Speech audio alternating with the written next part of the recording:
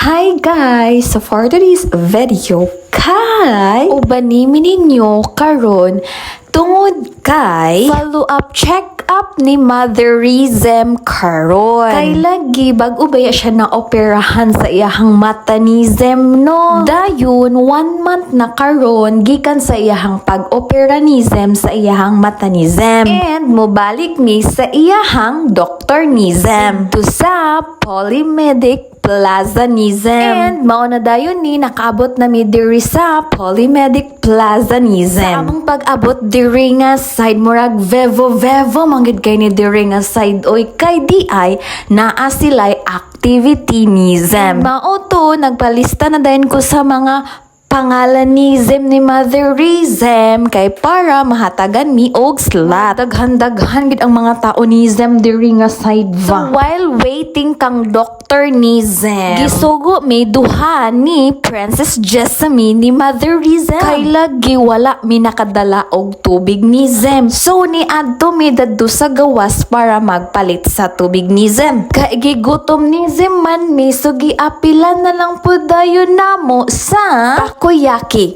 Takoyaki nga tag gis. Char lang. Makasana all na lang gid tano kung nay tag gis. But anyway, takoyaki bitaw kay tag 49 siya mo na siya tag 49. And mao to murag layo-layo pagad kay mi sa mga lista ni Zem. So nagsuroy-suroy ni Zem pa juday ni dira nga sa murag amo yung gituyok tibuok palitanan. Kana bitang feeling ba nga murag bitog mall ang kuan giadtuan kay sige suroy-suroy gyud. Jog mga correct ba? So mao to nibalik na po dayon mi sa sulod diri sa hospital and mao din ni among nakita. So mao din na ang trend karon no kanang mag-ambak-ambak good pero wala ko kabaloon say tawag ana. Pero mura gyud man siya part sa mga exercise ni Zem. Gi-apel na lang po dayon ako ni siya pag video si butyang ni Zem kay luoy sad babae ra ba. Tingala na gini ako madirizem ba kay nganong dugay kay mi nakabalik sa iya ha. Kasi makaingon siya ba nga ugan man siguro ni siya sa tubig ni Zem nga